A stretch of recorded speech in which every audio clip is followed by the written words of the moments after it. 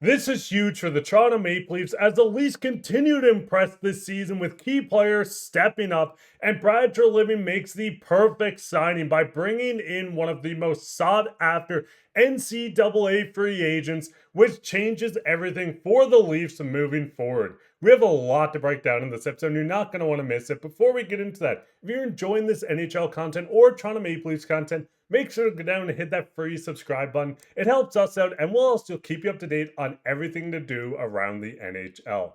But with that, let's just hop straight into the first topic today. Where do we see the Toronto Maple Leafs looking impressive going into the last couple weeks of the regular season? Looking at the Leafs currently sitting number one of the Atlantic Division with the Florida Panthers and Tampa Bay Lightning just 1 point behind. The Leafs are having an impressive season with Craig Berube at the helm in his first coaching job with the Toronto Maple Leafs. Now, looking at this Leafs team, we are seeing a lot of key players stepping up. And listen, before we get into the key players, I just want to say it's going to be a breath of fresh air not playing the Boston Bruins once again in the playoffs, as they do suck. And listen, I love to see it, but we will look at some players here now.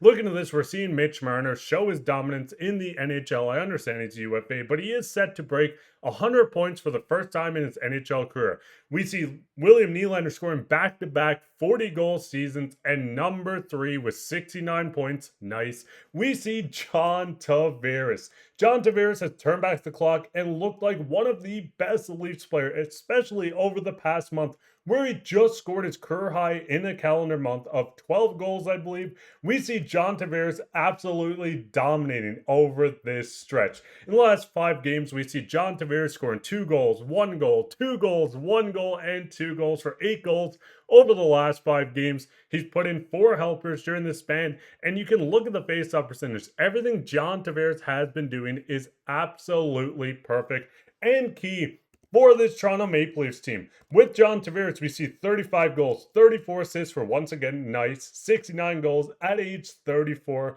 We would have liked to see this maybe not in a contract year where he might demand a tiny bit more money. But as of right now, the former captain is really stepping up for the Toronto Maple Leafs, and this is what the team needs going into the playoffs, especially if he can keep this up in the first round. Now, the first round matchup could be a team like the New York Rangers or the Ottawa Senators, but this team is looking to impress. And John Tavares is a major part of the success on this team. Yes, we've seen him dominate over the last 5. We've seen him score his career high in 1 month with 12 goals. Yes, we see some players maybe we wish would step up a tiny bit. Matthews only having 29 goals. We know the story on this, but it would be nice to see him get close to 40. We know key players in Matthew Nyes have been stepping up. Bob McMahon being a 20 goal scorer.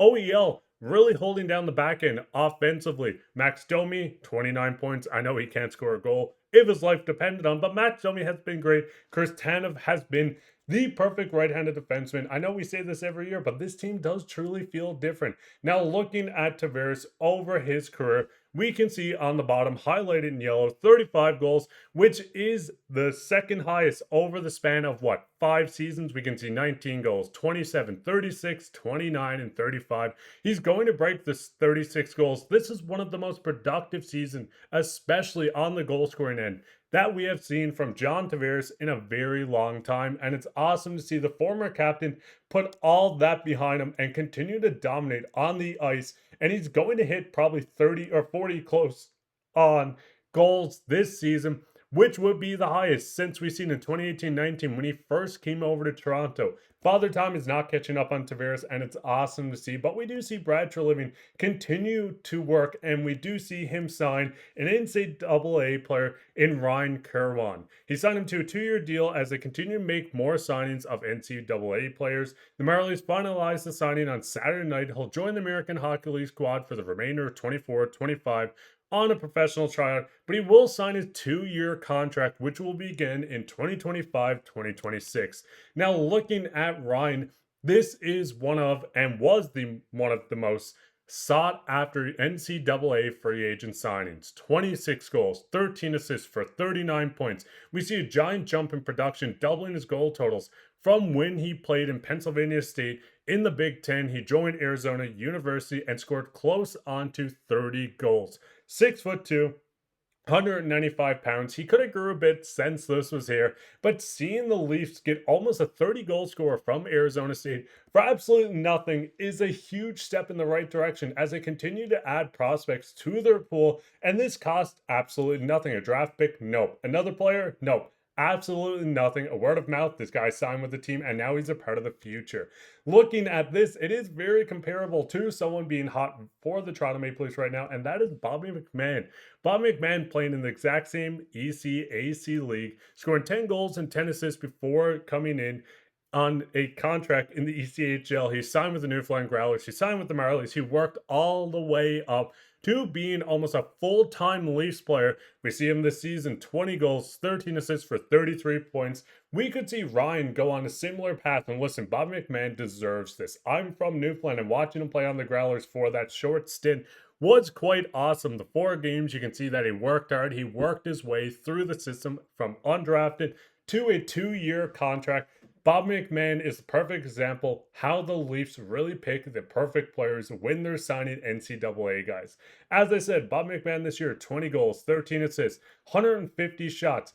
We do see him playing just under 15 minutes time on ice, the same height at 6'2", does weigh a tiny bit more, but Bob McMahon is a perfect example. As I said, the Toronto Maple Leafs have an eye for hidden gems, and we're going to see this with the NCAA signings, with their draft picks that they picked. I mean, Ben Danford just won the Bobby Orr Award for Best Defenseman in the OHL. This Leafs team is oozing with prospects. Yes, they might not have one of the top 10 prospects in the NHL, but they have a lot of prospects that can fill out this team. When the team hits a wall of having big contracts again, the ELCs are going to be huge, and Ryan Kirwan could be one of the players to join this. Now, back to Bob McMahon for a second. We do see Bob McMahon is one of 4 undrafted players to score 20 goals this season, joining the list of Panarin, who we know came from the KHL, Pius Suter of the Vancouver Canucks, 21 goals, Bob McMahon with 20, and Frankie Verotto, who just got a huge contract, 20 goals as well. This is a good list to be on, as we're seeing once again the Leafs not using draft capital to bring in a player of this caliber. They grew him in the system, he made it, got his contract, and joined this team, filling in perfectly on the second line. But looking at this team, I got a question for you, Leafs fan.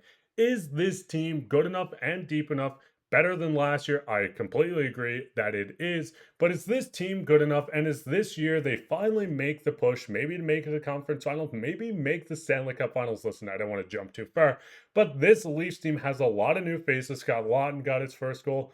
This team is poised to make a run. And Leafs fans, what's your thoughts on this? Go ahead and leave a comment down below, because this has been an insane season for the Leafs, and I'm excited for the playoffs for the first time in quite some time, because I know every year feels like the same year, but there's no Bruins, so let's look at the positives. But what are you guys' thoughts on this team? Go down and leave a comment below. While you're down there, leave a like, subscribe, share this with your friend. We'll be back with another episode tonight, so make sure to keep an eye out for that and turn on your bell notification if you want to be notified by all our videos. But that'd be it for this episode. I've been your host, Mark. Bye, and take care.